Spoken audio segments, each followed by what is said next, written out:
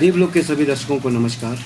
आज हमारे साथ मनाली विधानसभा क्षेत्र से एक बहुत ही प्रसिद्ध समाजसेवी Thakur Kunjlal Damodari Thakur memorial charitable trust के मुख्य ट्रस्टी व अधिवक्ता और भी कई सामाजिक मुद्दों पर जो है हर क्षेत्र में आगे रहने वाले श्री छविंदर ठाकुर जी आज हमारे साथ हैं।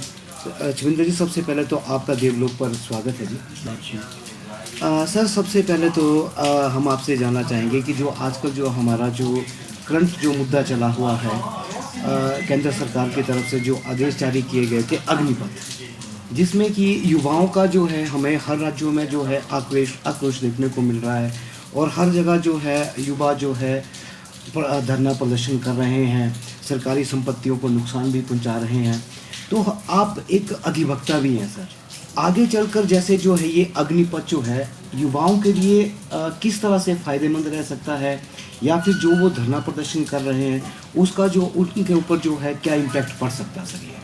तो सर इसके बारे में थोड़ी सी जानकारी। देखिए, सौभाग्य की बात है हमारे प्रधानमंत्री नरेंद्र भाई मोदी तो वो न केवल एक राजनेता है बल्कि वो एक स्टेट्समैन है। राजनेता आज के बारे में सोचता है, जो स्टेट्समैन है वो दूर की सोचता है। जो भी ये जो अग्निपथ का जो विषय है, जो अग्निवीर की बात की गई है, ये एक नई और एक अच्छी पहल है। और इस प्रकार से 4 वर्ष का यानी कि फौज में नौकरी करने के बाद आदमी को बाद में 10-12 लाख इकट्ठे मिलेगा और जिस भी क्षेत्र में वो नौकरी करना चाहता है तो उसको प्राथमिकता दी जाएगी। और ये एक बहुत अच्छा काम है।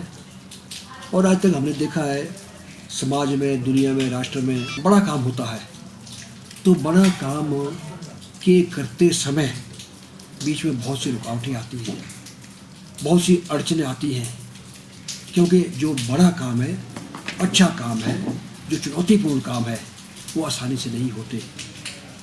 और देश में जो इस समय जो युवाओं में जो थोड़ा इसका यानी कि जो विरोध हो रहा है, जो बड़ा हाहाकार मचा हुआ है, मुझे लगता है कि जो युवा है अभी तक उन्हें गहराई से, बारीकी से अग्निपथ का जो ये सोच है, जो पहल है, इसको अभी तक उन्हें समझ नहीं आ रहा है।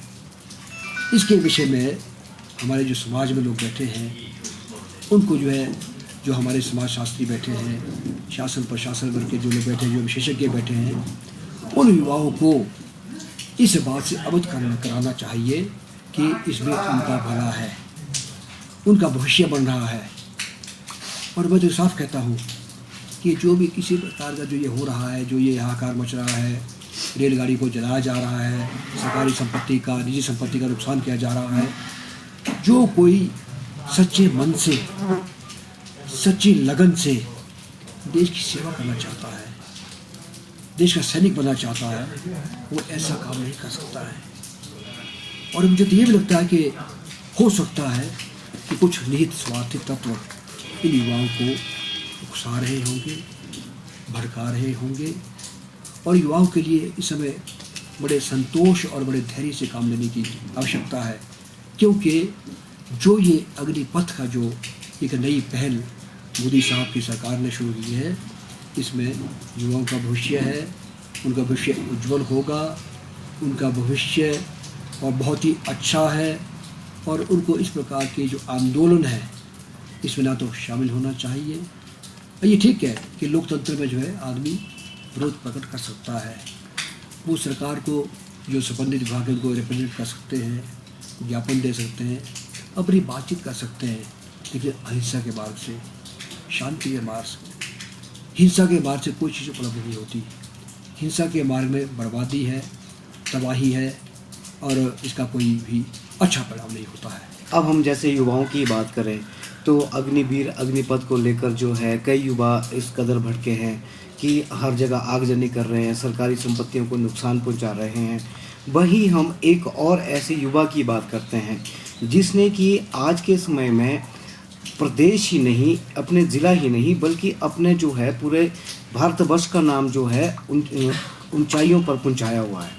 तो उनका नाम है जी आंचल ठाकुर, तो जो कि आपके ही गृह क्षेत्र से हैं। तो सर आज हमें जैसे जानकारी मिली कि जैसे उन्होंने जो है स्विट्ज़रलैंड में जो 25 देशों की जो 80 महिलाओं का जो एक ग्रुप था, उन्होंने जो है स्विट्ज़रलैंड में एक चोटी को फतेह किया हुआ है। तो सर उसके बारे में भी कुछ बोलना चाहेंगे आप? ये भी हमारे लिए बहुत ही खुशी की बात है कि जो आंचल ठाकुर है, बुरुआ गांव की बेटी है, हम सब की बेटी है वो।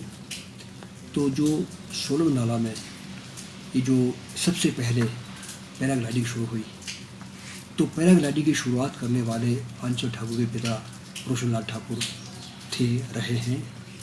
और इस क्षेत्र में हिमाचल के दूसरे भागों में भी पैराग्लाइडिंग जो स्पोर्ट है, इसको बढ़ावा देने में रोशन लाल ठाकुर का वो बहुत ही श्रेय जाता है।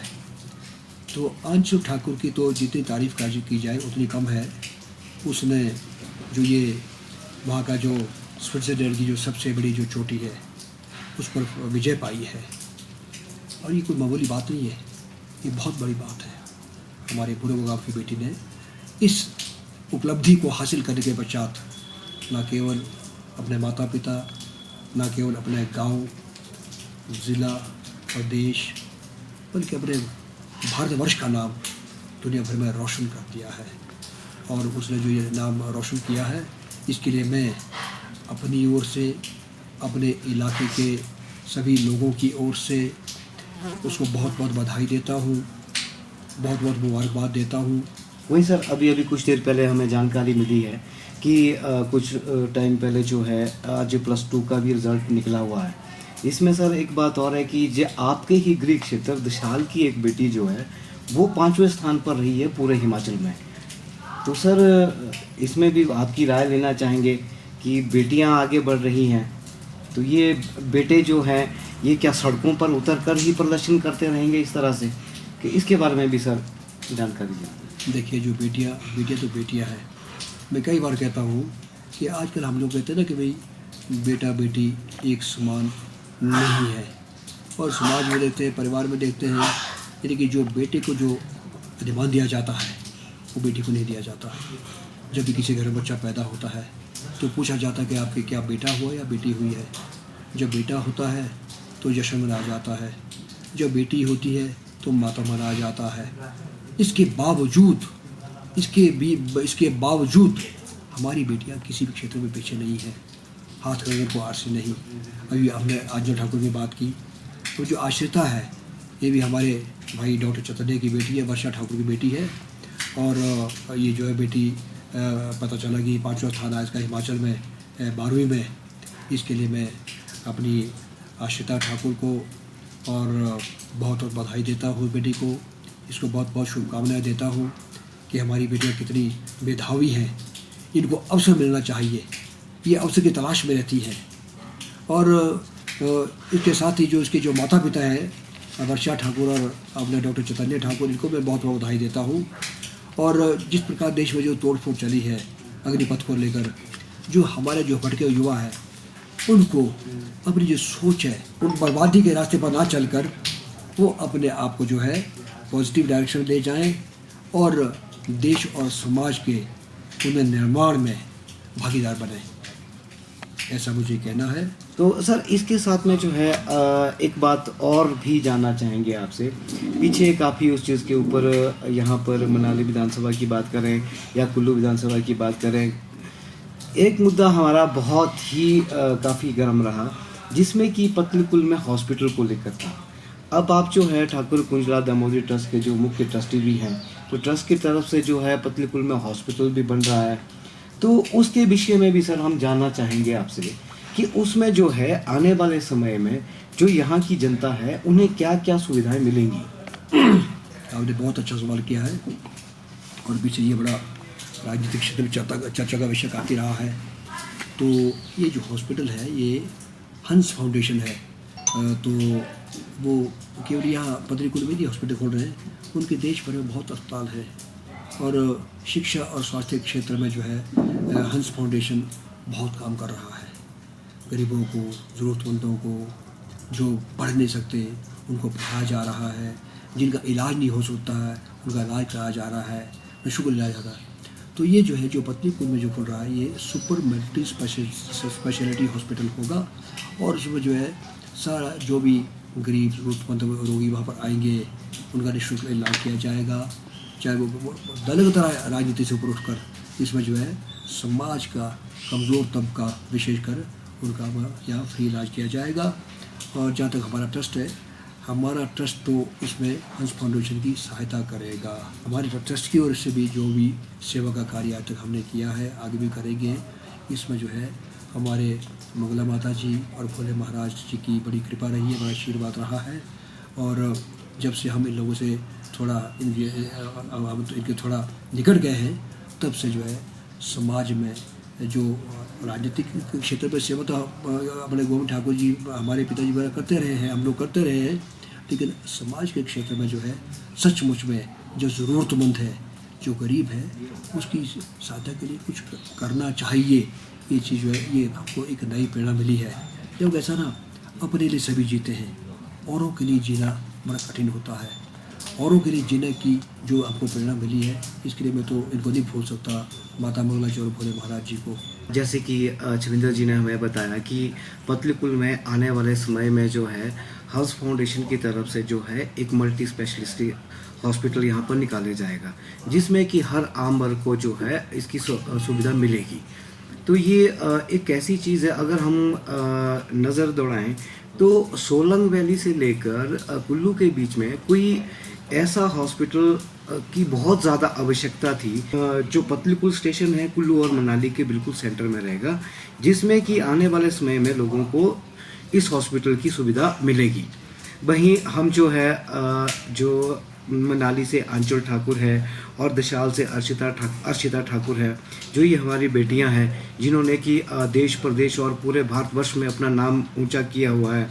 और इन्होंने एक चीज़ बता दी है कि महिलाएं भी किसी क्षेत्र में पीछे नहीं है। अब आंचल ठाकुर की बात करें हम कि आंचल ठाकुर ने जो है आज के समय में स्विट्ज़रलैंड में सबसे ऊंची चोटी फतेह की हुई है। अर्शिता ठाकुर की बात करें कि हिमाचल प्रदेश में जो है 12वीं की कक्षा में 5वां रैंक हासिल किया हुआ है। वहीं हम एक जगतसुख की बेटी की बात करें कविता ठाकुर की, उन्होंने भी कबड्डी में अपना नाम देश विदेशों में पहचान बनाई है अपने नाम की। तो आज हमारे साथ जो इन सभी विषयों को लेकर विस्तृत रूप से चर्चा करने के लिए छविंदर जी हम आपका धन्यवाद करते हैं कि आप हमारे चैनल पे आए और आपने इतनी महत्वपूर्ण जानकारियाँ जो खासकर अग्निपथ और अग्निवीर को लेकर युवा वर्ग के लिए दी। तो इन सब जो जानकारी के लिए हम आपका बहुत बहुत धन्यवाद। आपका बहुत बहुत धन्यवाद मुझे आमंत्रित करने के लिए।